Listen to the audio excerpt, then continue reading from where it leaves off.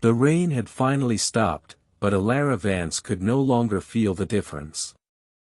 She sat on the frozen ground outside the crumbling coastal cottage, her traveling cloak soaked through, her hands blue-white in the moonlight. The fever had been building for 2 days. Now her body shook so violently she'd given up trying to stand. Blood stained the hem of her dress where she'd fallen on the rocks earlier, searching for driftwood. Her ankle was twisted, maybe broken.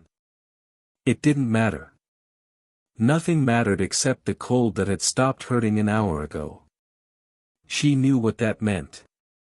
3 months had passed since Arthur Sterling, Duke of Ashbourne, had stood at her mother's graveside and announced to every lord and peasant in attendance that their marriage was void. Since you could not provide an heir, you no longer provide a purpose. His voice had been steady, practical, like he was dissolving a failed business arrangement rather than a wife.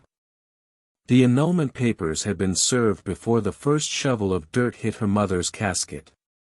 She remembered the faces of the mourners. Not shocked. Not sympathetic. Just uncomfortable, like they'd witnessed something distasteful but ultimately deserved. Barren. The word had followed her from the manor to the village to this desolate stretch of coast where no one knew her name. Where no one would find her body until spring, if ever. Alara closed her eyes. The irony would have made her laugh if she had the strength.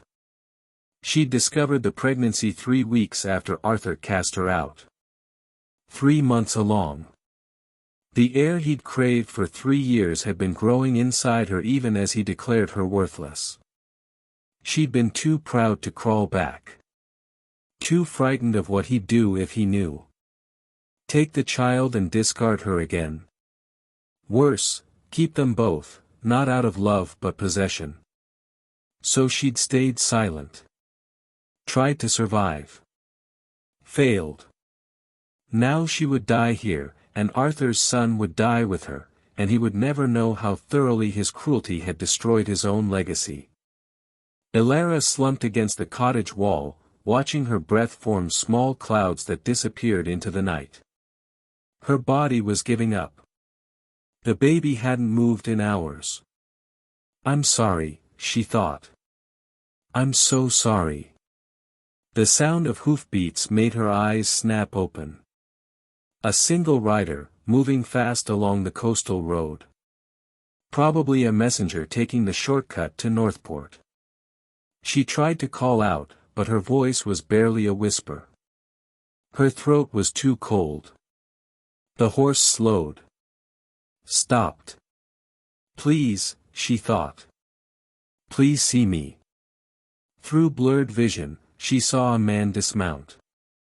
Tall and broad-shouldered against the moonlit sea. He moved with swift purpose, his boots crunching across the frozen ground. Christ. His voice cut through the wind. Strong hands touched her face, her throat, checking for life. His gloves were fine leather. His coat bore the scent of expensive tobacco and sandalwood. A lord, then. Can you hear me? His voice was deep, commanding. Not Arthur's cold precision, but something warmer. Worried, even. Cold, she managed. I know. Don't move. He removed his heavy riding coat and wrapped it around her, then lifted her with surprising gentleness for a man of his size. She gasped as pain flared through her ankle. Your ankle is injured, he said, carrying her toward his horse. Possibly more. How long have you been here? Don't know. He positioned her carefully on the saddle, then mounted behind her, one arm holding her secure against his chest. Heat radiated from him like a furnace. The nearest inn is 10 kilometers. Can you stay conscious that long? I'll try. Try harder. I didn't find you just to watch you die. The ride blurred into fragments. The warmth of his body. The steady rhythm of the horse. his voice occasionally cutting through the fog, asking questions to keep her awake. "What's your name? Who left you here? Stay with me." She must have lost consciousness despite his efforts, because the next thing she knew, she was being carried into warmth and light. Voices surrounded her. A woman's startled cry. The man's steady commands. "Send for a physician. Hot water, blankets, now." Elara was laid on something soft. Hands removed her wet clothing, replaced it with dry linen. The physician came, an older woman with gentle hands who examined her with quiet efficiency. Through the haze of fever and exhaustion, she heard the man's voice in the background, speaking to the innkeeper. "She'll need the room for as long as necessary. Send all charges to Thornwick Hall. And send word to no one without my permission. Is that understood?" Thornwick Hall. Even through her delirium, Elara recognized the name. Lord Cassian Thornwick, Viscount of Northmoor. The man Arthur Sterling had called that upstart reformist at every dinner table. The lord who'd publicly accused Arthur of treating his tenants like property. The man who'd challenged Arthur to a duel 2 years ago over a disputed land claim and been called a hot-headed fool for his trouble. She'd been found by Arthur's greatest enemy. Elara didn't know if that made her lucky or damned. She woke to firelight and the smell of broth. The room was small but warm, the bed soft beneath her back. Her ankle was splinted and elevated. Her fever had broken, leaving her weak but clear-headed. "You're awake." Elara turned her head carefully toward the voice. The Viscount sat in a chair by the fire, watching her with dark eyes that seemed to weigh everything. In the firelight, his features were striking: strong jaw, sharp cheekbones, auburn hair that fell carelessly across his forehead. He looked travel-worn, his shirt open at the collar, sleeves rolled to his elbows. He looked like a man who'd been keeping vigil. "How long?" she asked, her voice rough. 2 days. The physician says you're fortunate. Another hour in that cold and we'd be having a different conversation. Your ankle will heal. The fever nearly didn't. Thank you. The words felt impossibly inadequate. You saved my life. Yes. He stood, walking to the small table beside her bed where a bowl of broth waited. Now you're going to tell me why I had to. Elara watched him carefully. I don't understand. A woman of quality, judging by your dress, left to freeze outside a derelict cottage in the middle of nowhere. He lifted the bowl, helping her sit up enough to eat. Either you're running from something, or someone wanted you gone. Which is it? She could lie. She should lie. But what was the point? Both, she said quietly. His expression didn't change, but something flickered in his eyes. Who? Arthur Sterling.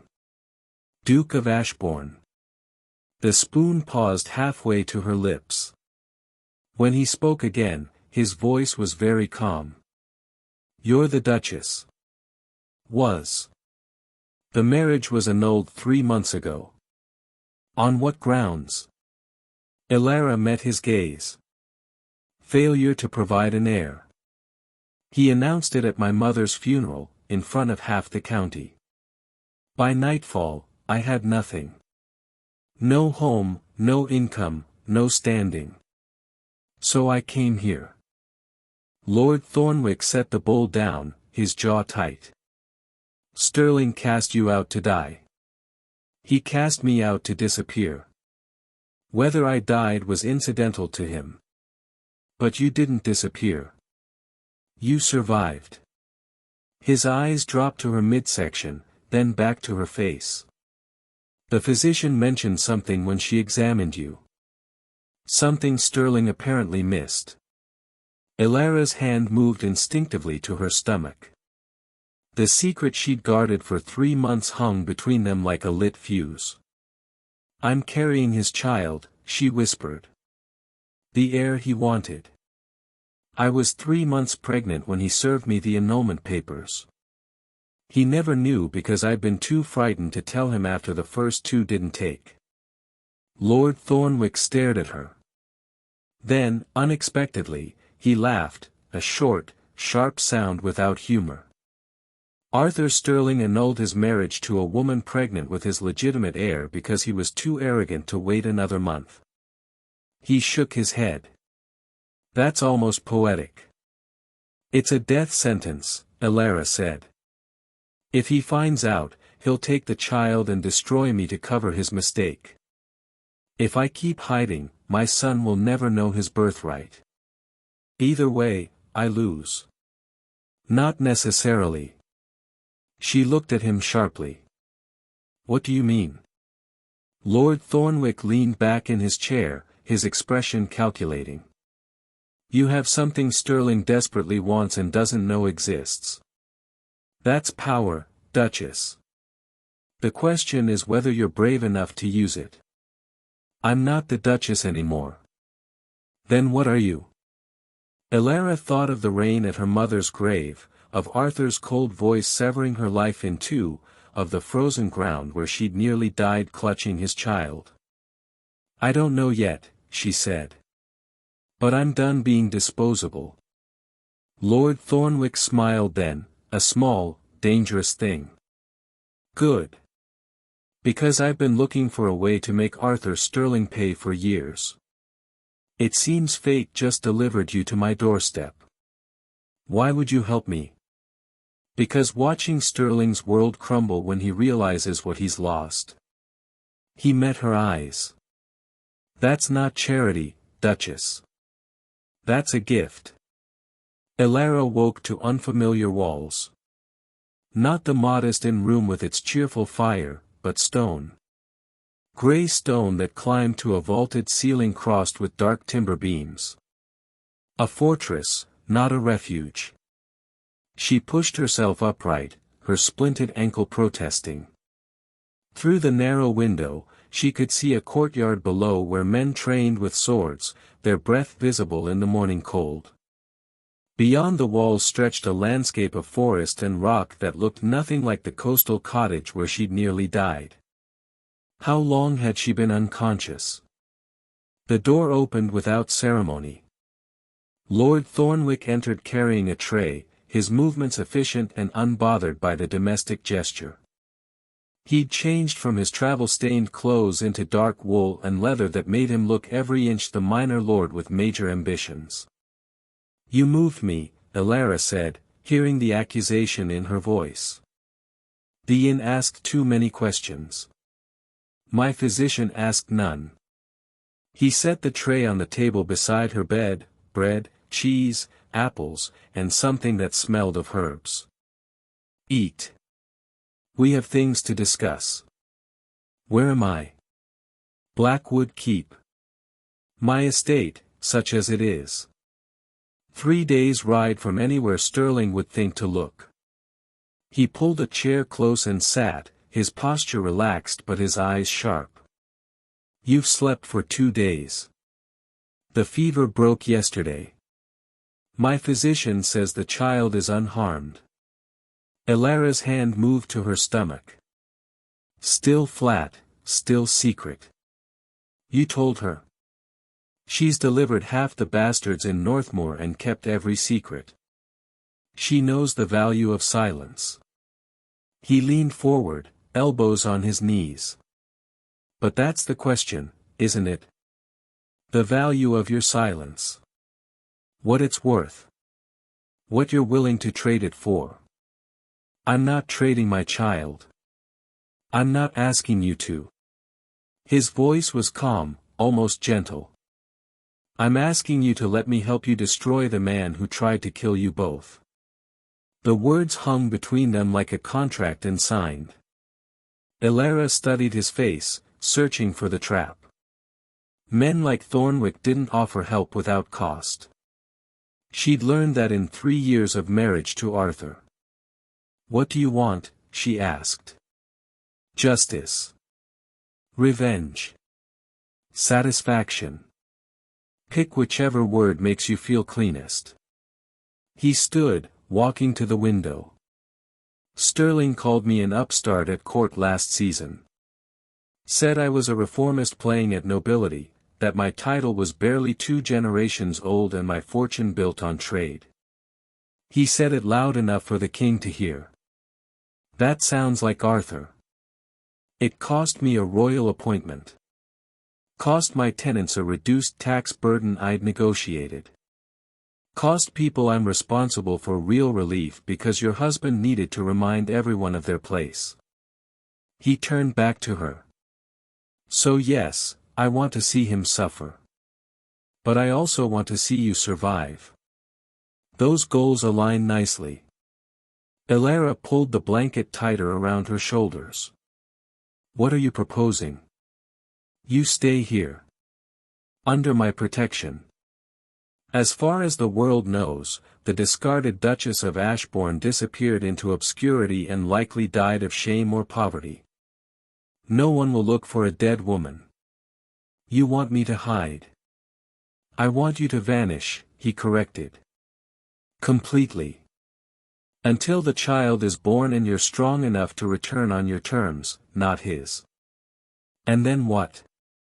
Thornwick's smile was cold. "Then you walk into whatever glittering ball Sterling is attending, with his legitimate heir in your arms, and watch him realize that his cruelty didn't just destroy you. It destroyed his entire legacy. The annulment he's so proud of. Void. Because you can't annul a marriage that produced an heir. Every law in the kingdom says that child makes you his legal wife, no matter what papers he signed." Elara felt something dangerous unfurl in her chest. Hope, maybe. Or hunger for the justice he promised. He'll fight it.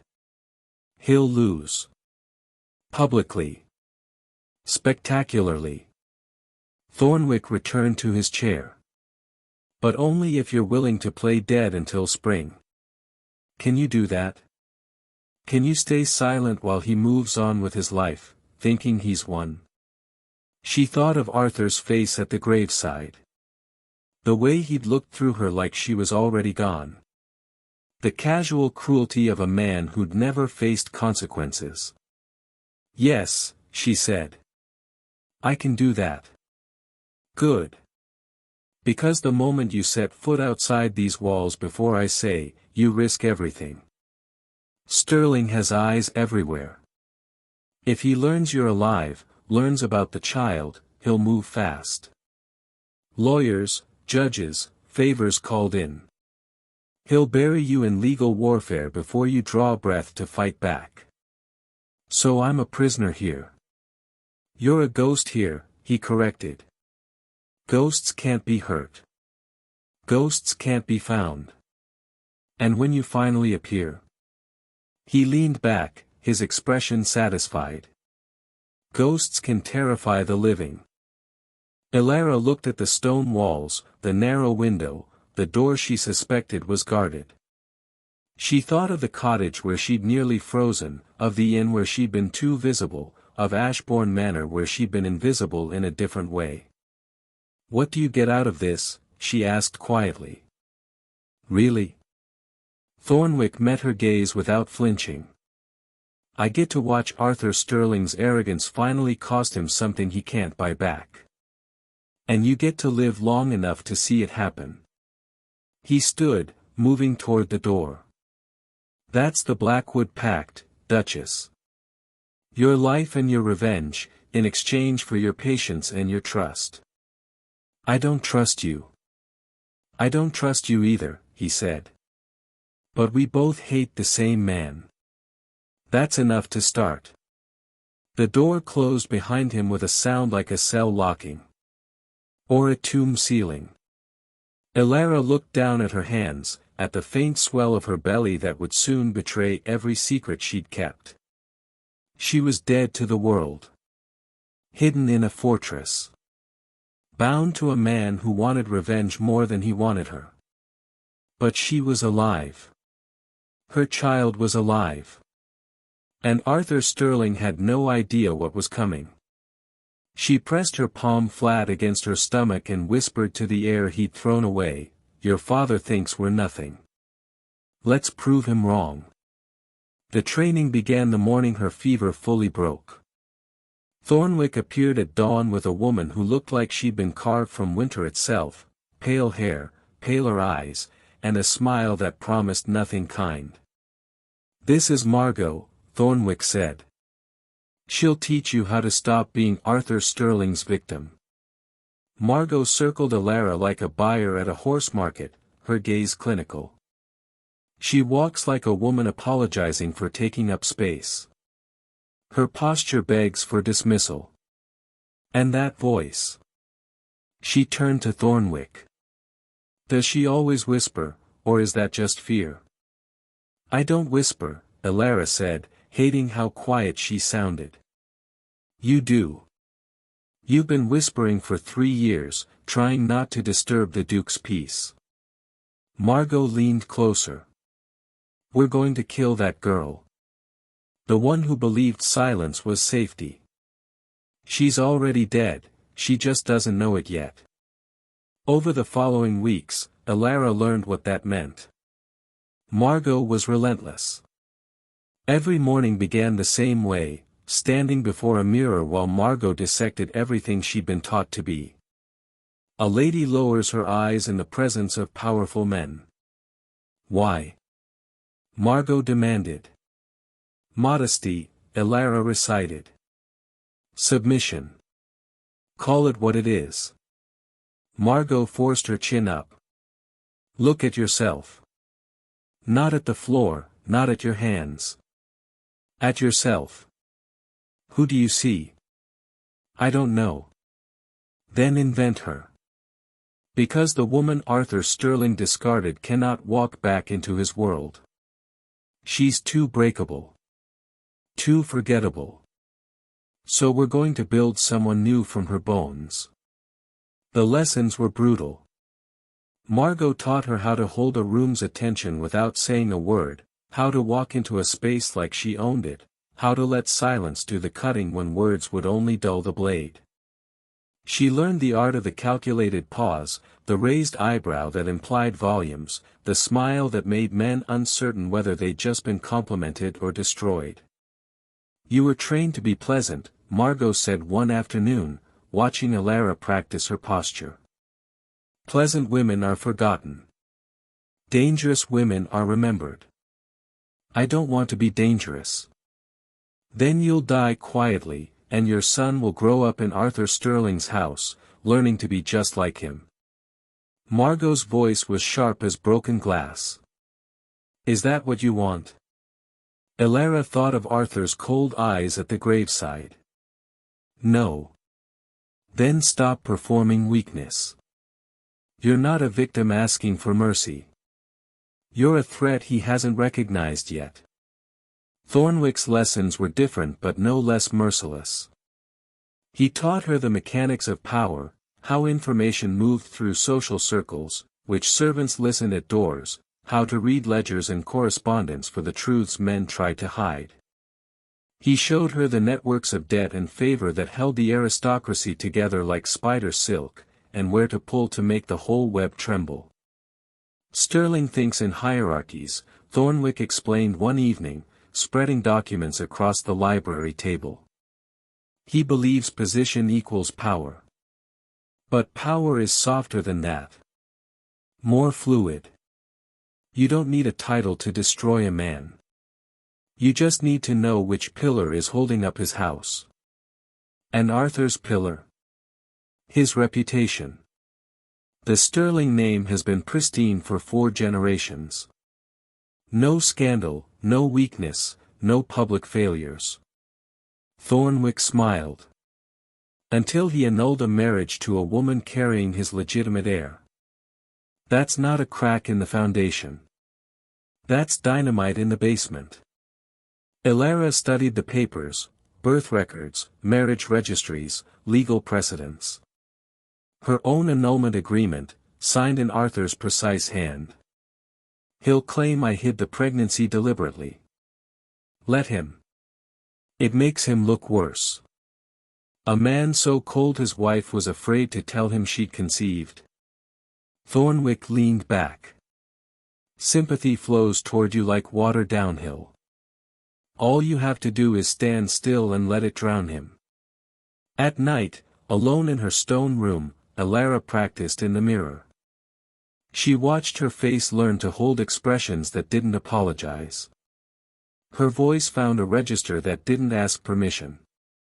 Her hands stopped fidgeting in her lap and learned to rest, calm and certain, like a woman who'd never doubted her right to occupy space. The girl who'd stood at her mother's grave and accepted Arthur's cruelty as something deserved was fading. Elara could feel her dying by degrees, and some mornings she mourned that loss. That girl had been gentler. Kinder. She'd believed in the possibility of love. But that girl would have frozen to death outside a cottage, clutching a secret she was too afraid to wield. The woman Margot was building from her ruins understood something simpler: love was a luxury, but survival was a choice. By the time snow began falling in earnest, covering Blackwood Keep in white silence, Elara could walk into a room and make it hers. She could smile and let men wonder if they'd just been blessed or cursed. She could listen to gossip and hear the architecture of scandal beneath the words. "Better," Margot said one morning, watching her move. "You almost look like someone who could ruin a duke." "Almost?" "You still hesitate before you strike. Like you're apologizing for the damage you're about to do." Margot's pale eyes were unreadable. "When you can cut without flinching, you'll be ready." Elara touched her growing belly, feeling the flutter of movement beneath her palm. Her son, restless in his hiding place. The heir Arthur had thrown away. "I'm ready now," she said. Margot smiled, and for the first time, it looked almost warm. "Good. Because spring is coming, Duchess. And dead women should always return in spring." The Duke found his enemy's bride freezing in the cold. What he did next shocked the entire kingdom. Elara found the portrait by accident. She'd been searching the library for a book on heraldry. Margot insisted she memorize every noble house's lineage and weaknesses, when her candle illuminated a painting half hidden behind a curtain in the far corner. A man in his middle years, dignified in dark blue velvet, with Thornwick's sharp cheekbones and the same dark eyes. But where Thornwick's gaze held calculation, this man's held something softer. Sadness, maybe. Or resignation. "You weren't supposed to see that." Elara turned. Thornwick stood in the doorway, his expression unreadable in the dim light. "Your father?" she asked. "Was." He crossed the room and stood beside her, looking up at the portrait. "Edmund Thornwick. Viscount of Northmoor. Dead 8 years now." "I'm sorry." "Don't be. You didn't kill him." His voice was flat, empty of the warmth she'd come to recognize in their lessons. "Arthur Sterling did." Elara's breath caught. "What?" Thornwick pulled the curtain fully aside, revealing an inscription on the frame she hadn't noticed: Edmund Thornwick, 1755 to 1817. His honor outlived his name. "My father was a banker before he was a lord. Made his fortune in shipping investments, earned his title through service to the crown. He was good at numbers. Meticulous. Honest to a fault." He turned away from the portrait, walking to the window where snow fell silent and thick. 20 years ago, he entered into a business arrangement with the Sterling family. Arthur's father, Lord William, needed capital to expand the Ashbourne estates. My father provided it. For a decade, everything prospered. What happened? Someone started stealing from the investment accounts. Small amounts at first, then larger. Money that should have gone to widows' pensions, orphan trusts, tenant relief funds. All vanished into private pockets. Thornwick's hands were clasped behind his back, knuckles white. My father discovered the discrepancies and began an investigation. Before he could present his findings, Lord William accused him of the very crimes he'd uncovered. Elara moved closer. He framed your father. Perfectly. Every missing pound was traced back to my father's accounts through forged documents and paid testimony. Lord William stood before the House of Lords and called Edmund Thornwick a thief who'd betrayed his trust, stolen from the vulnerable, and dishonored his title. Thornwick's voice was absolutely steady, which somehow made it worse. My father was stripped of his banking license. His reputation destroyed. Half his friends turned their backs overnight. But he kept the title. Barely. The king allowed it because the evidence was technically circumstantial. But socially, we were finished. My mother stopped receiving invitations. My sister's marriage prospects vanished. And my father? He finally turned to face her. He hanged himself in this house 2 years later. Left a letter swearing his innocence, but dead men's words carry no weight. Elara felt cold despite the fire crackling in the hearth. You know the Sterlings did it. I know William did it. I suspect Arthur helped, though he was barely 20 at the time. But I can't prove it. William destroyed the evidence too thoroughly, and he died 5 years ago taking his secrets with him. Thornwick's smile was bitter. Which is why your arrival felt like divine intervention. Arthur's committed his own crime now. Different but equally damning. And this time, I have proof walking around my fortress growing larger by the day. This isn't about helping me at all, is it? Elara said quietly. It's about destroying the Sterling name the way they destroyed yours. Can't it be both? He moved closer, his gaze intense. Your revenge and mine run in the same direction, Duchess. Arthur took everything from you in one afternoon. His family took everything from mine over years. We both want justice. Does it matter if my reasons are older than yours? Elara thought of the man in the portrait, dignified and sad, who died believing the world thought him a thief. She thought of Arthur's cold efficiency at her mother's grave, the casual cruelty of a man who'd learned from his father that reputation mattered more than truth. What happened to your sisters? She asked. Married poorly. One to a merchant in Dover, the other to a minor lord in Scotland. Both were promised better before the scandal. His jaw tightened. My mother died of fever 3 years ago, but I think it was really shame that killed her. She never recovered from the whispers. I'm sorry. I told you not to be. But his voice was gentler now. I'm not asking for your pity, Elara. I'm asking if you can still trust me, knowing this isn't altruism. It's vengeance dressed in better clothes. She studied his face, seeing the boy who'd found his father hanging, who'd spent 8 years rebuilding a name his family had lost. Who'd found her dying in the cold and seen an opportunity, yes, but had also seen a woman worth saving. You could have let me freeze, she said. You could have turned back, pretended you never saw me. But you didn't. I need you alive to hurt Sterling. Maybe. Or maybe you're not as cold as you pretend to be.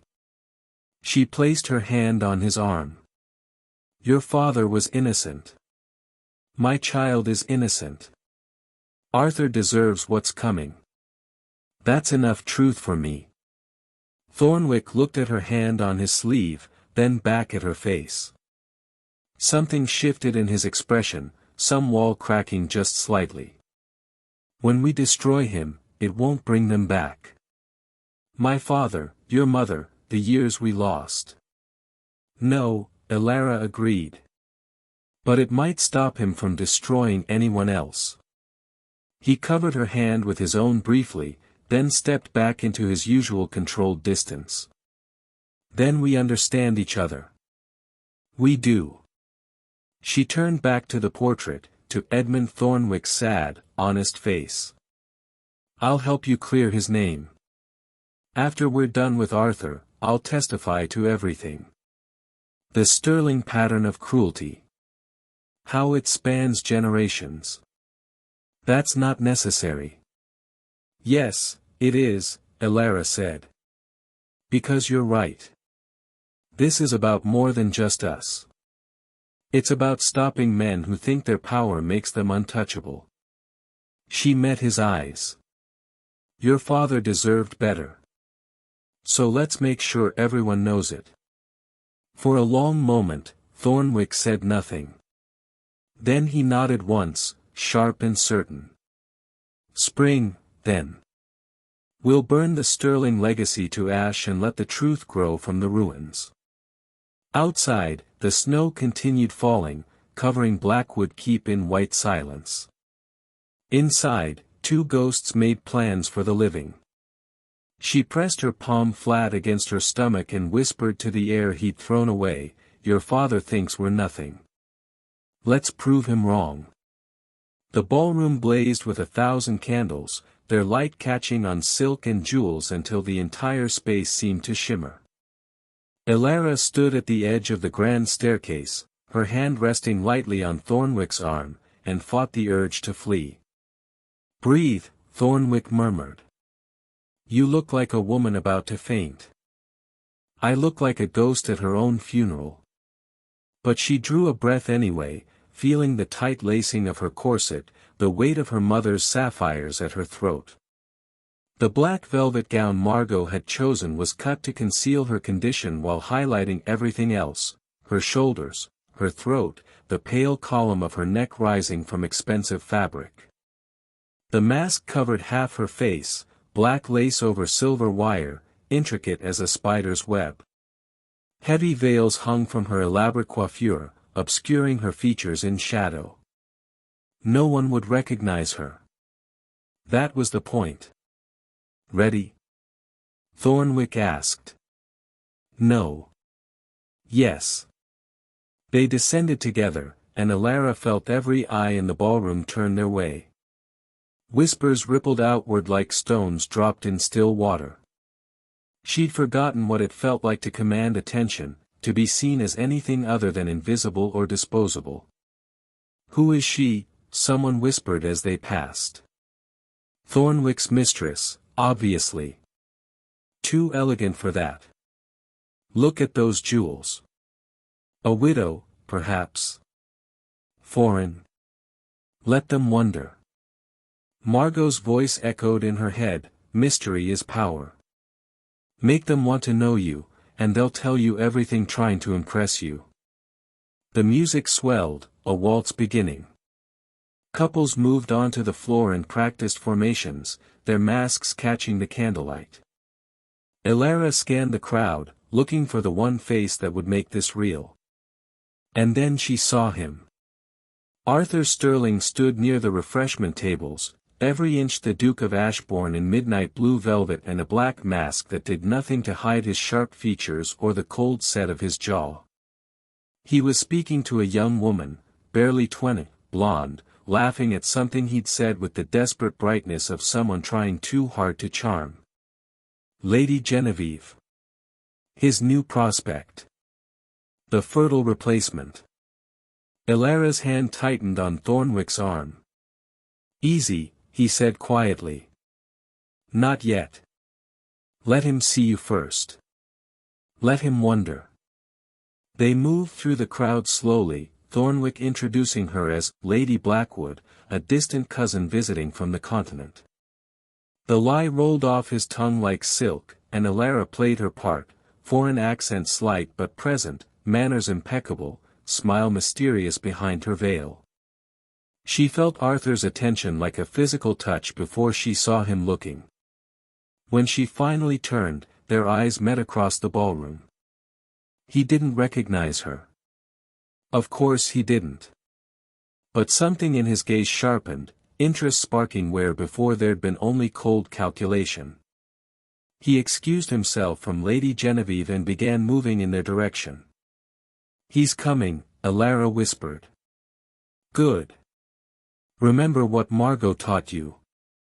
You're not his discarded wife. You're a woman he's never met who might be worth knowing."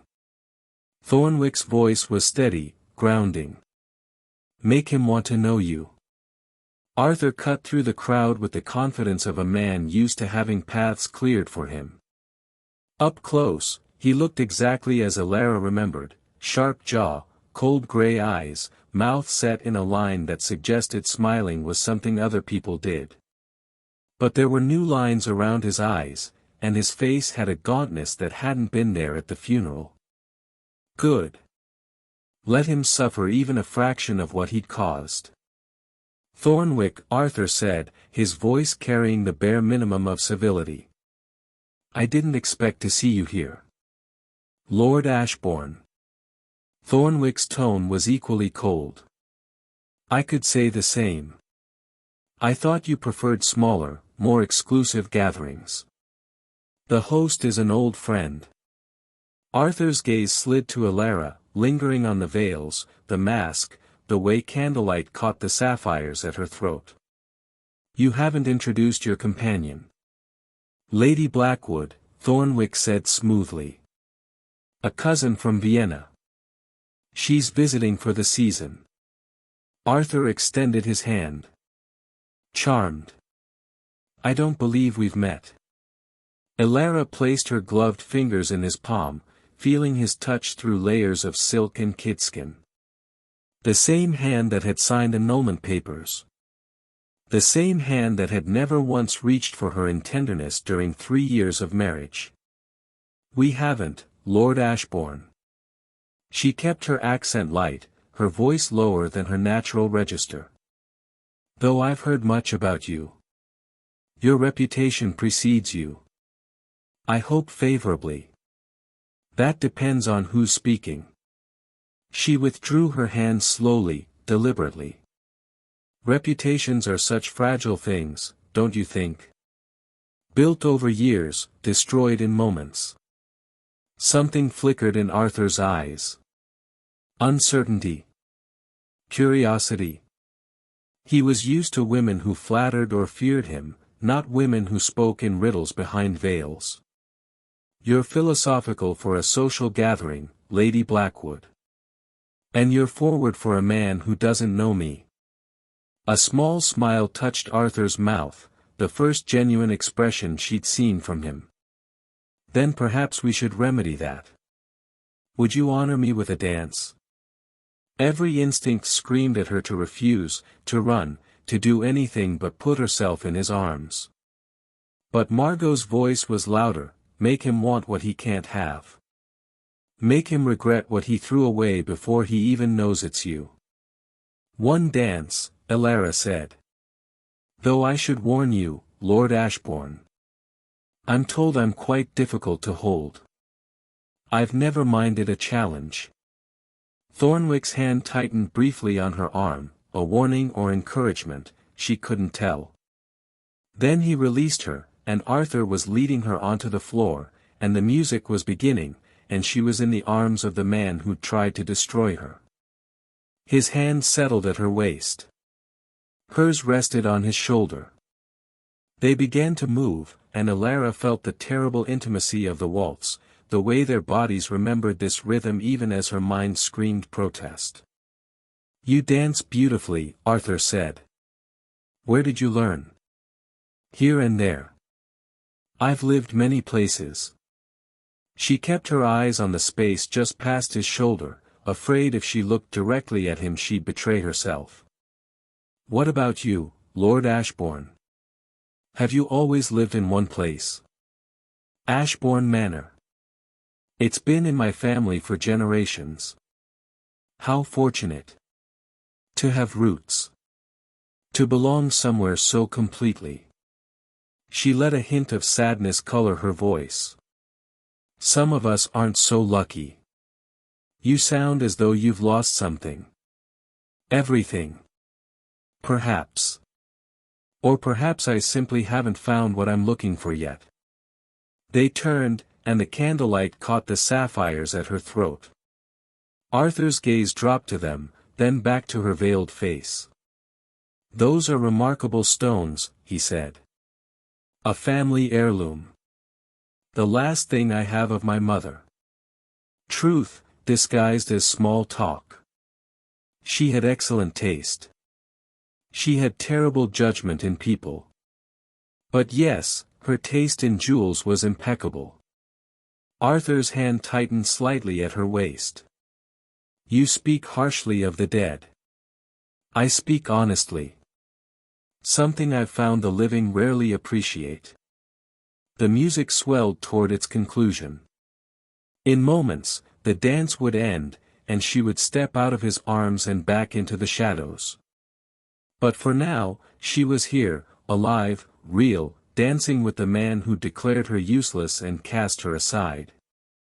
And he had no idea he was holding his greatest mistake in his arms. Tell me, Lord Ashbourne, Elara said softly. Do you believe in ghosts? He looked at her strangely. What an odd question. Is it? I think we're all haunted by something. Past mistakes. Discarded possibilities. She met his eyes through her veil. The things we threw away that we shouldn't have. The final notes of the waltz faded. Arthur released her, but slowly, reluctantly. You're a very unusual woman, Lady Blackwood. You have no idea. She curtsied and walked away, feeling his gaze follow her across the ballroom like a brand. When she reached Thornwick's side, her hands were shaking. Well done, he murmured. You've planted the seed. Now we let it grow. Elara touched her stomach, where her son slept beneath expensive velvet, hidden from his father's cold gray eyes. Soon, she thought. Soon you'll know exactly what you destroyed. But not tonight. Tonight, she was just a mystery. A veiled woman who danced with the Duke and left him wanting more. Tomorrow, she would be his reckoning. Margot smiled, and for the first time, it looked almost warm. Good. Because spring is coming, Duchess. And dead women should always return in spring. The letters began arriving at Blackwood Keep 3 days after the masquerade. Invitations, all of them, addressed to the mysterious Lady Blackwood who'd captured so much attention with her veils and her waltzing and her cryptic conversation with the Duke of Ashbourne. Margot spread them across the library table like battle plans. 12 invitations. 4 from families allied with Sterling, 3 from neutral houses, 5 from those who've been quietly building opposition to his influence. She tapped one envelope sealed with green wax. This one is from Lady Catherine Pembroke. Elara's breath caught. Catherine had been her only real friend during her marriage, the one woman who'd visited Ashbourne Manor and actually spoken to her like a person rather than furniture. She doesn't know it's me. No one does. Which means when she invites Lady Blackwood to tea, she's doing it because she wants to know who you are, not who you were. Margot's pale eyes were sharp. That's useful. The friend who reaches out to the stranger is the friend who might have mourned the discarded wife. Or she's fishing for information to sell to Arthur. Possible. So we test her. Thornwick entered carrying a leather portfolio stuffed with documents. We test all of them. Build a network of people who'll stand with you when the time comes, and identify the ones who'll run to Sterling the moment they suspect. Over the following weeks, Elara became a ghost-haunting London society. Lady Blackwood appeared at carefully selected gatherings, always veiled, always mysterious, always leaving before anyone could pin her down for too long. She took tea with Catherine Pembroke in a private salon and watched her old friend's face for signs of treachery or genuine warmth. She attended a garden party hosted by Lord Whitmore, whose daughter Arthur had once considered before choosing Elara, and planted careful questions about Ashbourne Manor's current state. Each interaction was a test. Each conversation a trap disguised as small talk. "You must find our customs strange after Vienna," Catherine said over delicate china cups, her eyes curious behind her own more modest veil. All the fashionable women were veiling now, copying Lady Blackwood's style. "Not strange. Just more honest, perhaps." Elara kept her accent light, her words careful. "In Vienna, everyone pretends their marriages are love matches. Here, at least, people acknowledge when they're business arrangements. Not all marriages are so cold." "No." Elara stirred sugar into her tea. "I heard the Duke of Ashbourne recently annulled his marriage. That sounds rather businesslike to me."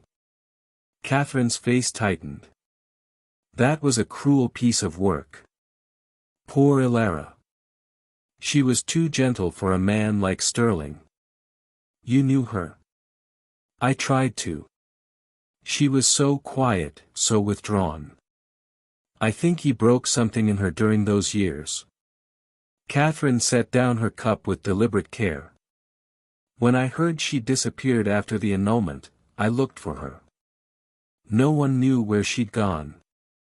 I feared," she stopped.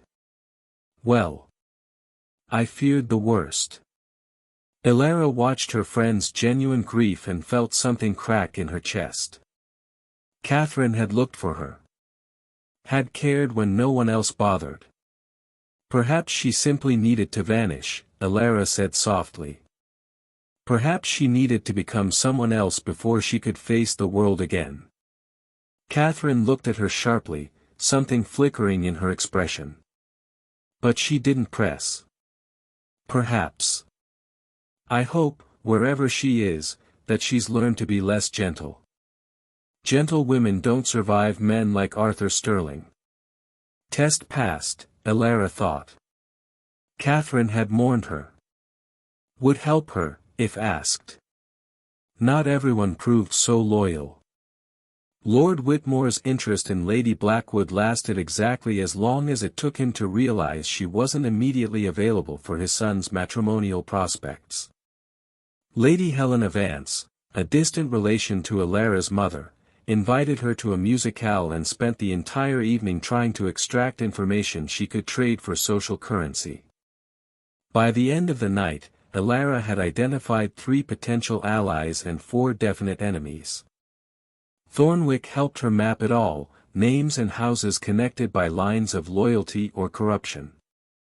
"Sterling's power base is smaller than it appears," he said one evening, marking another name in red.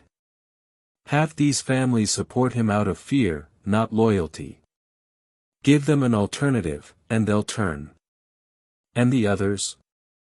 "The others are true believers in the hierarchy.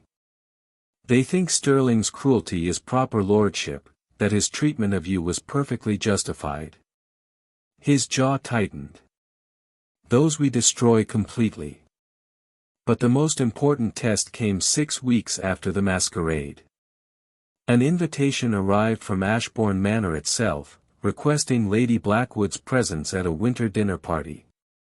"He's invited you to his house," Margot said, her voice carefully neutral. Elara stared at the heavy cardstock, at Arthur's crest embossed in silver. The house where she'd spent 3 years disappearing by degrees. Where she'd walked halls as a ghost long before Thornwick made her one officially. "It's too soon," she said. "He'll recognize me." "He won't. You're 7 months pregnant now, your face has changed, your body has changed. You move differently, speak differently." Thornwick leaned against the desk. "And more importantly, he's not looking for you. He thinks you're dead or irrelevant. Men like Sterling don't see what they're not expecting.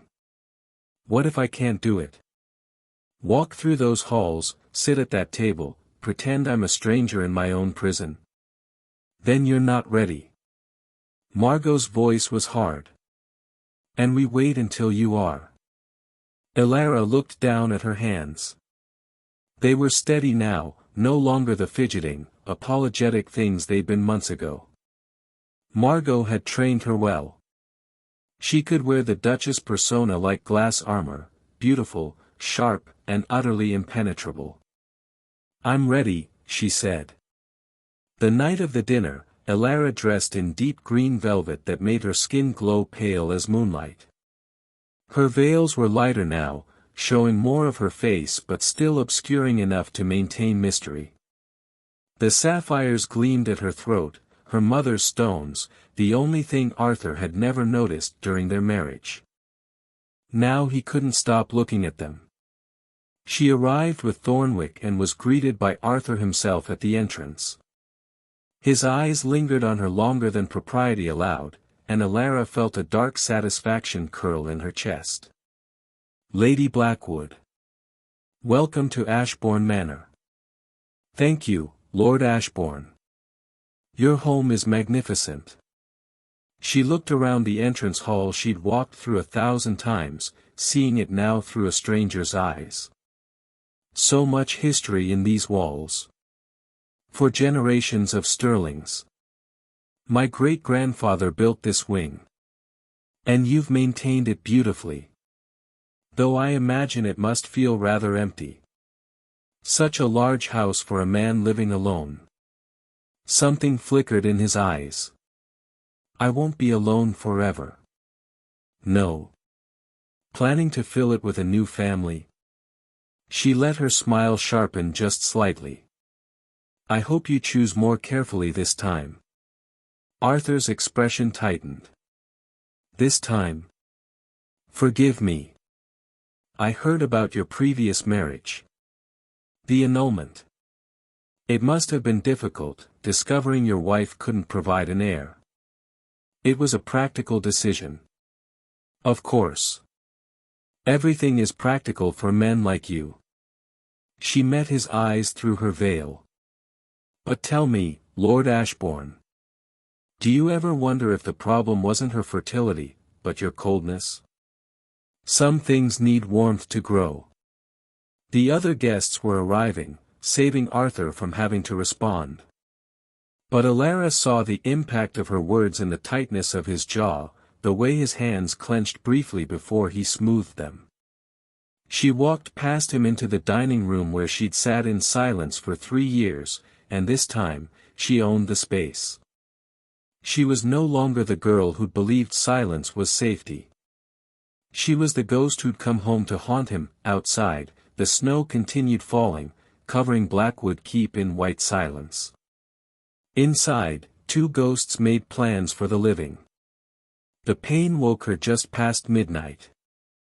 Not the sharp agony of labor, she knew it was too early for that, but a deep, rolling ache that made her gasp and curl onto her side.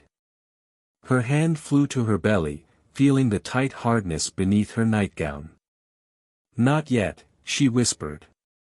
Please, not yet.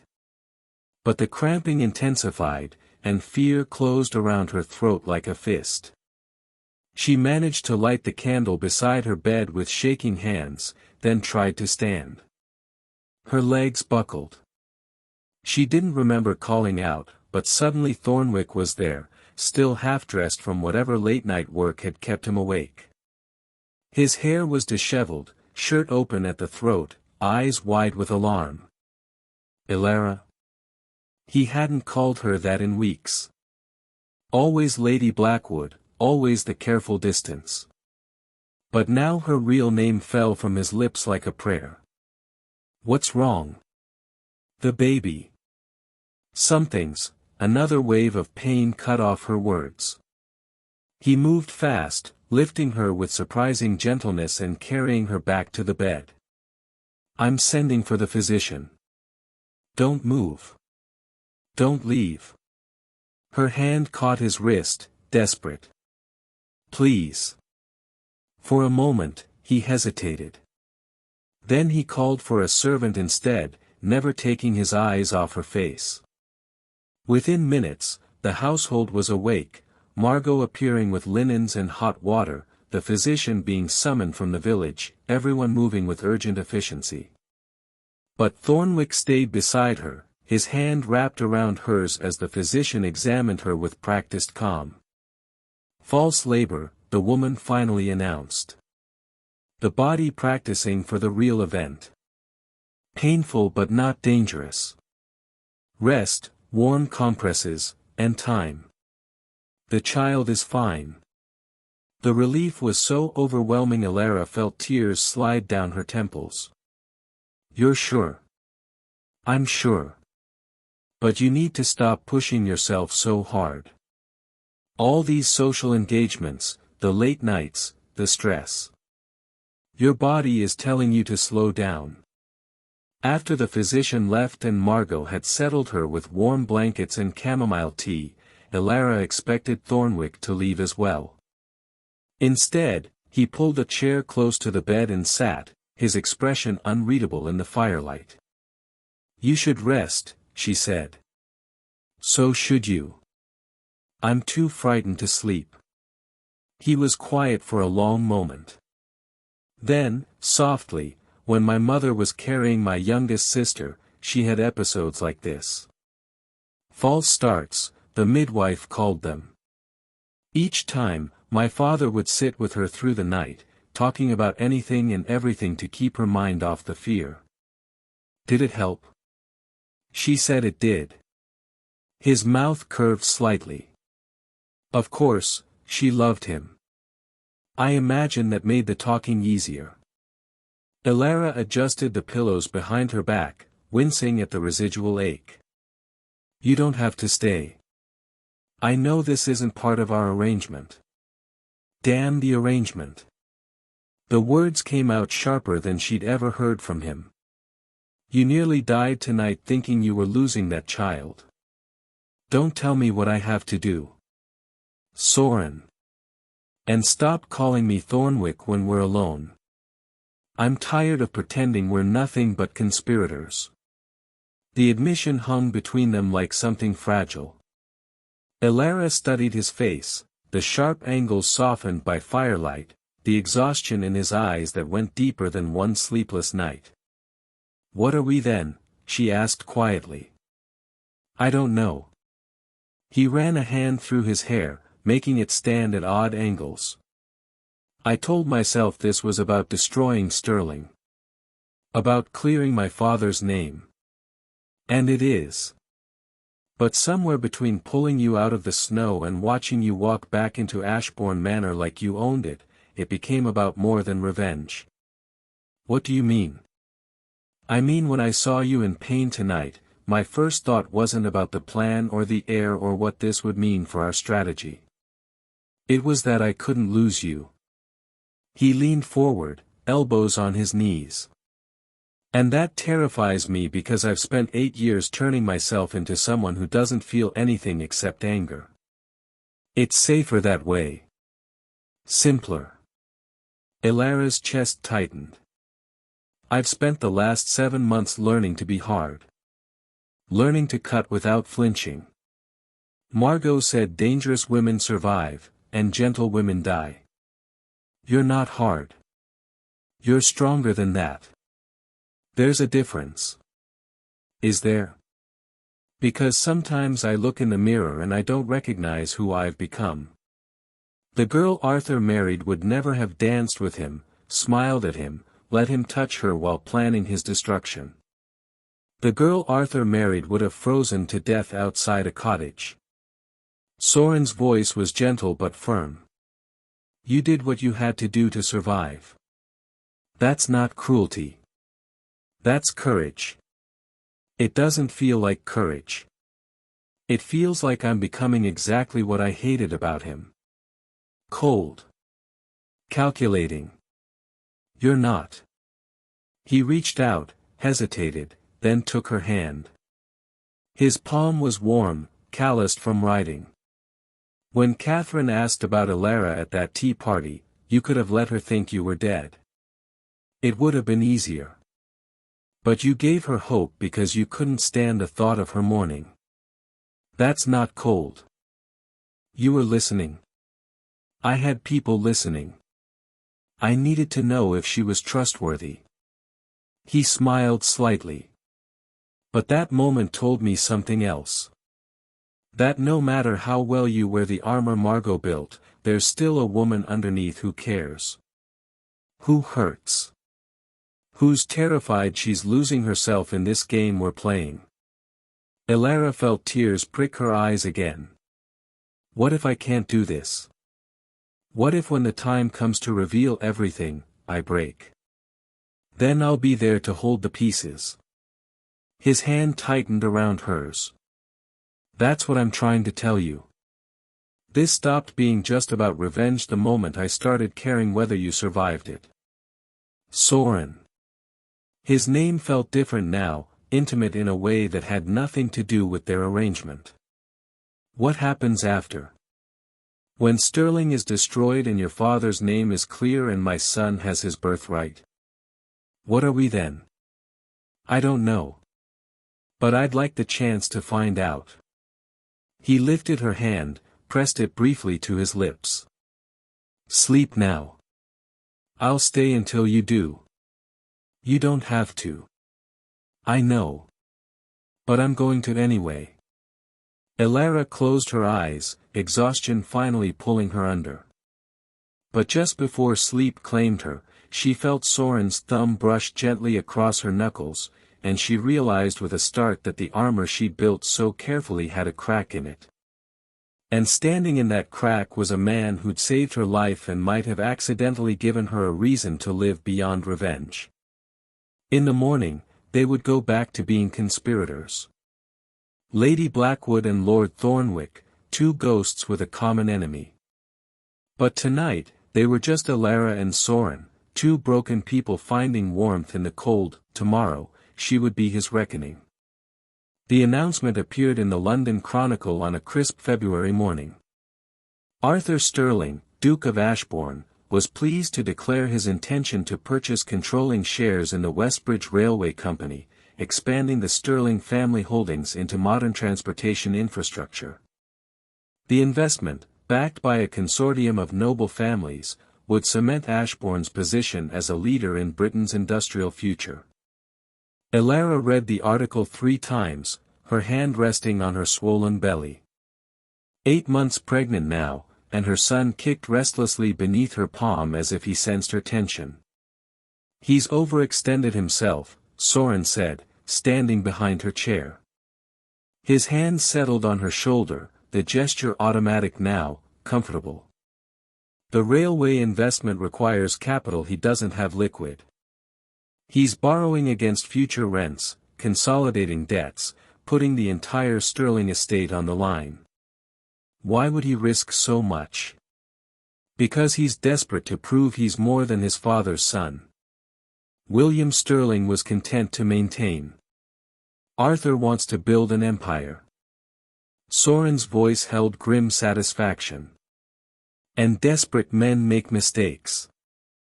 Margot entered carrying a leather portfolio stuffed with documents.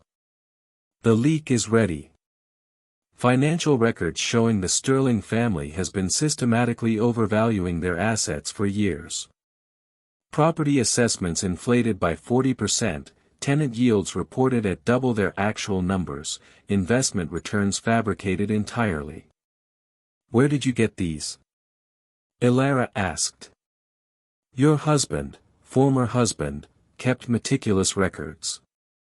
Too meticulous. His solicitor has a drinking problem and a gambling debt.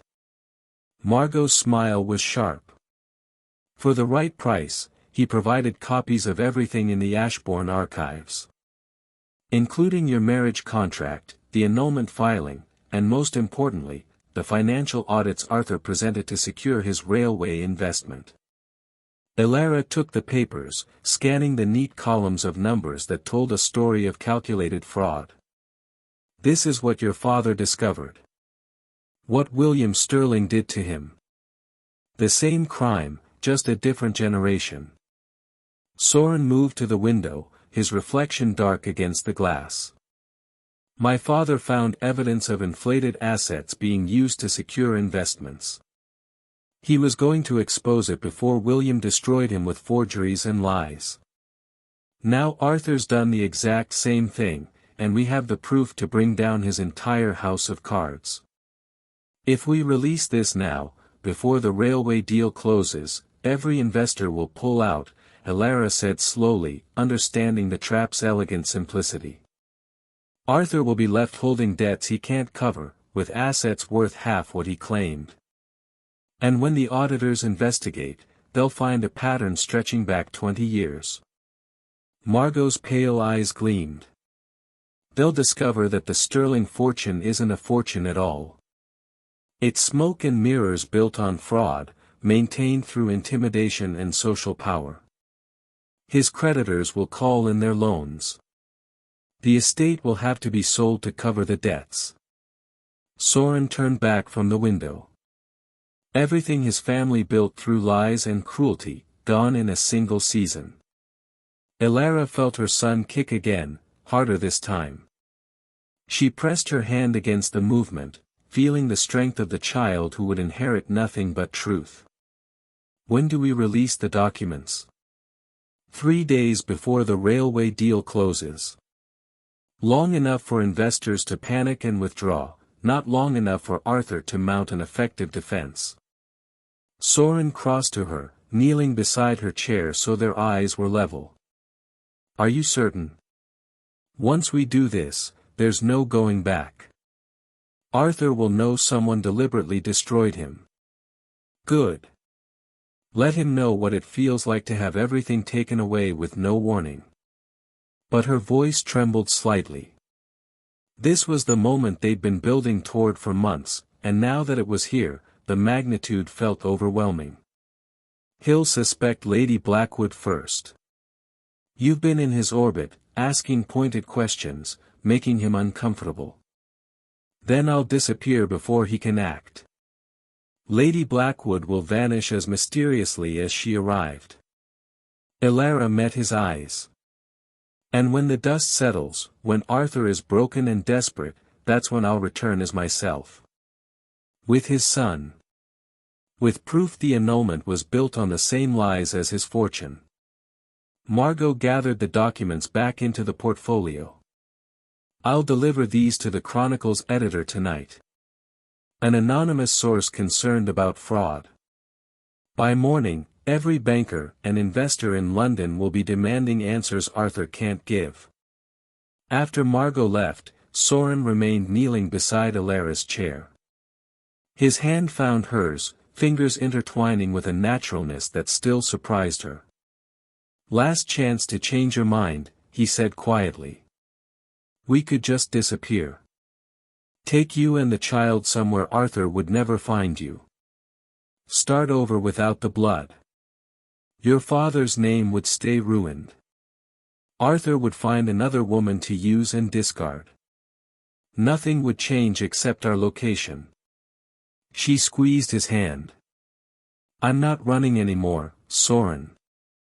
I spent 3 years running from Arthur's cruelty by hiding inside myself. I spent months running from death in that cottage. I'm done running. Even if it means becoming the villain in his story. I've been the villain in his story since I failed to conceive fast enough for his liking. At least now I'll be a villain who fights back.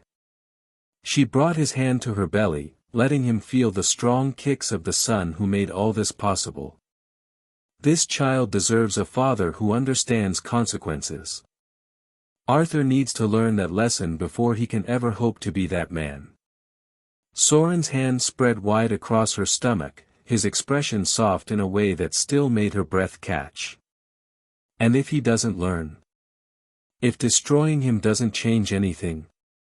Then at least my son will know his mother wasn't disposable. That she had teeth when she needed them. Elara tilted his chin up, holding his gaze.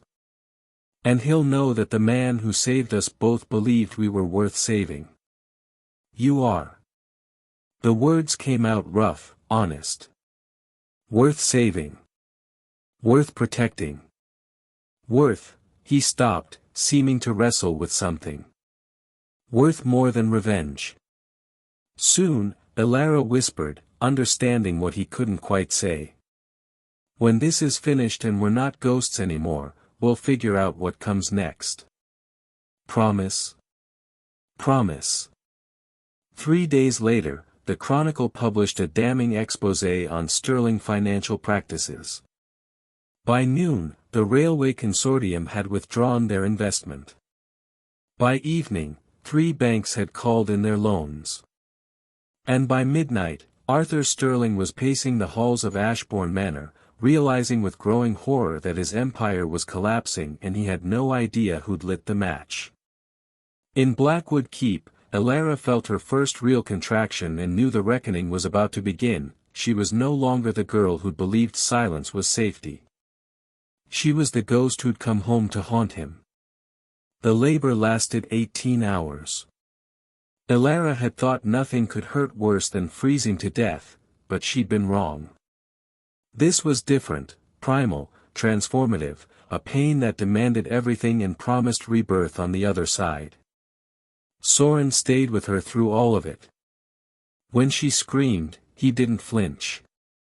When she cursed him for ever pulling her from that cottage, he smiled grimly and told her she'd thank him later. And when the physician finally placed a squalling, red-faced infant in her arms, his eyes were wet. A son, the physician said. Healthy. Strong lungs, certainly. Elara looked down at the tiny face, at Arthur's nose and her mother's chin, at the heir who'd been growing inside her even as his father declared her worthless. William, she whispered. After my father. Arthur won't like that, Soren said softly. Arthur doesn't get a vote. She touched the baby's cheek, marveling at the softness. Not anymore. 2 weeks later, when her body had healed enough to travel and William had settled into the rhythm of eating and sleeping, Margot brought news. Arthur had been forced to sell Ashbourne Manor's east wing to cover immediate debts. 3 tenant farms had been seized by creditors. The railway investment had collapsed entirely, taking half his remaining fortune with it. He's hosting a gala next week, Margot said. A desperate attempt to shore up support, convince investors he's still solvent. Every important family in London will be there. Including Lady Blackwood? Elara asked. If she wishes. Though I imagine the Duke would prefer she stay far away, given the questions her presence would raise. Elara looked down at William, asleep in his cradle beside her chair. Then I won't go as Lady Blackwood. She met Soren's eyes. I'll go as myself. The night of the gala, Elara dressed in pale blue silk, the color she'd worn the day she married Arthur, but cut in a style that would have scandalized the frightened girl she'd been. No veils. No masks. Just her face, thinner than before but harder, and sapphires at her throat catching the lamplight. William was dressed in white linen, his tiny fists waving as Margot settled him in Elara's arms. Ready? The older woman asked. No. But Elara stood anyway. Let's go. They arrived after the other guests, timing their entrance for maximum impact. The ballroom blazed with light and music, and Arthur stood at the center holding court with desperate joviality. He looked haggard, his face drawn, new lines carved around his mouth. Elara walked in carrying his son, and the room went silent. She watched Arthur's face cycle through confusion, disbelief, recognition, and finally something close to horror. His champagne glass slipped from nerveless fingers, shattering on the marble floor. Hello, Arthur, she said clearly, her voice carrying across the frozen ballroom. I believe you've been looking for this. She didn't wait for him to speak. Instead, she walked directly to him, each step measured and certain, until she stood close enough to see the panic in his eyes. "Your son," she said, quiet enough that only he could hear. "William Sterling. Born 3 weeks ago. The heir you declared didn't exist." She shifted the baby so Arthur could see his face clearly. "Congratulations. Your annulment is void." Arthur's mouth opened and closed soundlessly. Around them, whispers erupted like wildfire, shocked, delighted, scandalized. Lady Catherine stood frozen near the refreshments, her hand pressed to her mouth. The investors Arthur had been courting looked at each other with dawning horror. "You're dead," Arthur finally managed. I thought. You thought I'd disappear quietly. That I'd die somewhere convenient and never trouble you again." Elara's smile was sharp as broken glass. "I'm afraid ghosts have a habit of returning, Arthur. Especially when they have something you want." She turned to face the crowd, still holding William, and raised her voice. 3 months ago, the Duke of Ashbourne annulled our marriage, claiming I couldn't provide an heir. As you can see, he was incorrect. This child makes our marriage legally binding, regardless of whatever papers he signed." Arthur lunged forward, grabbing her arm. "You conniving." Soren was there instantly, his hand closing around Arthur's wrist. "Careful, Sterling. Assaulting your wife in front of witnesses won't help your situation." "She's not my wife." "Actually," Elara said softly, "I am. And you're going to acknowledge your son publicly, or I'll take this to every court in England." Arthur's face went white, then red, then white again. He looked at William, at Elara, at the watching crowd, and she saw the exact moment he realized he'd lost everything that mattered. His reputation. His fortune. His control. All gone, destroyed by the woman he tried to erase. The winter solstice gala took place 6 weeks after Elara's dramatic reappearance, and by then the damage to Arthur Sterling was complete and irreversible. The Chronicle had published a series of devastating articles connecting the financial fraud to the annulment scandal, painting a picture of a man so desperate to maintain appearances he'd destroyed his own legacy. Investors had fled. Creditors circled like vultures. And the king himself had quietly withdrawn his favor, letting it be known that the Sterling family's behavior was not befitting their station. Elara arrived at the royal palace on Soren's arm, William tucked safely at Blackwood Keep with a nurse Margot trusted absolutely. She wore midnight blue velvet that made her look like winter personified, and the sapphires at her throat caught the candlelight like stars. No veils tonight. No masks. Just Elara Sterling, Duchess of Ashbourne, rightfully restored and terrifyingly transformed. Arthur was already there, forced to attend by the thin thread of pride still holding him upright. He stood alone near the windows, his isolation stark amid the glittering crowd. No one approached him. No one met his eyes. The invisible lines that govern society had redrawn themselves, and Arthur Sterling now stood outside them. When Elara entered, every head turned. The whispers started immediately, admiring, awed, tinged with the delicious scandal of it all. She'd become something unexpected, not a victim seeking pity, but a woman who'd survived attempted erasure and returned stronger for it. Duchess, Lady Catherine appeared at her elbow, squeezing her hand with genuine warmth. "You look magnificent." "Thank you for standing with me," Elara said quietly. Catherine had been one of the first to publicly acknowledge Elara's claims, lending her social weight to the restoration. "I should have stood with you sooner. Before he threw you away." Catherine's eyes were bright with unshed tears. "I'm sorry I failed you then. You're here now. That's what matters. The king's herald announced the formal proceedings, and the crowd arranged itself in careful hierarchies. Soren guided Alara forward, his hand steady at her back, until they stood in the front row where only the most powerful families belonged. Arthur remained at the edge, his face a mask of barely controlled rage. The king spoke briefly about tradition, about honor, about the responsibilities that came with noble titles. His gaze lingered on Arthur for a moment too long, making his meaning clear. Then he gestured to his chancellor, who unrolled an official proclamation. In light of recent evidence regarding fraudulent financial practices spanning 2 decades, the chancellor read, his voice carrying across the silent hall, and in consideration of the wrongful annulment of a legitimate marriage, the Crown has determined that Arthur Sterling, Duke of Ashbourne, shall forfeit his seat on the Royal Council.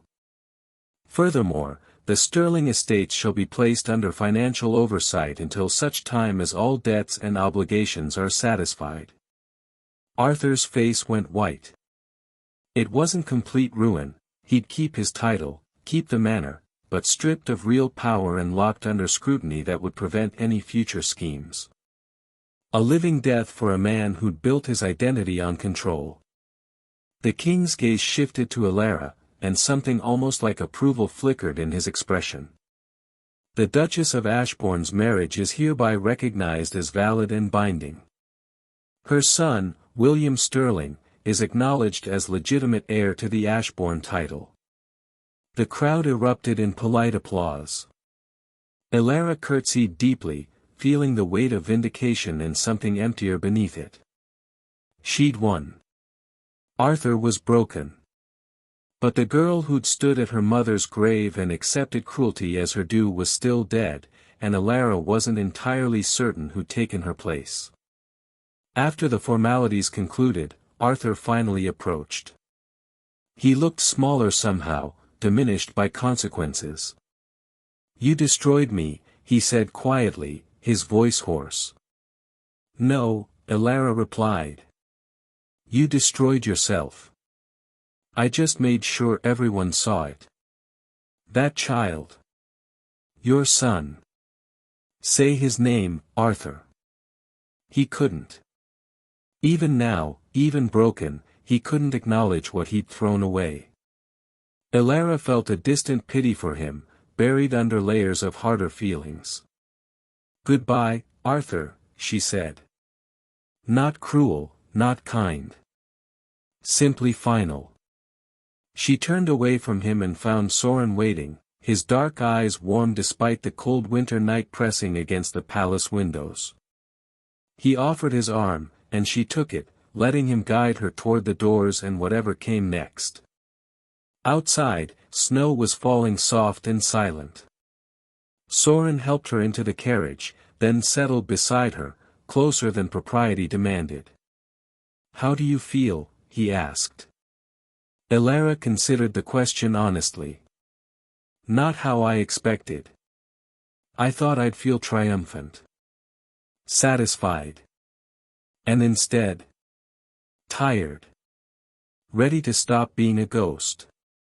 She looked at him, at the man who'd pulled her from the snow and taught her she was worth saving. Ready to be alive again. Soren's hand found hers in the darkness.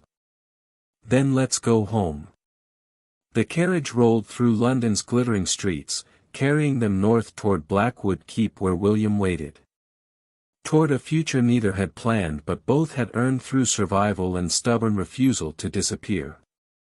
Alara leaned against Soren's shoulder, feeling the steady rhythm of his breathing, and thought that perhaps being alive meant something different now. Not the quiet, apologetic existence she'd had with Arthur, but something fiercer. Something that had teeth when it needed them. The ghost had finished haunting. The woman remained.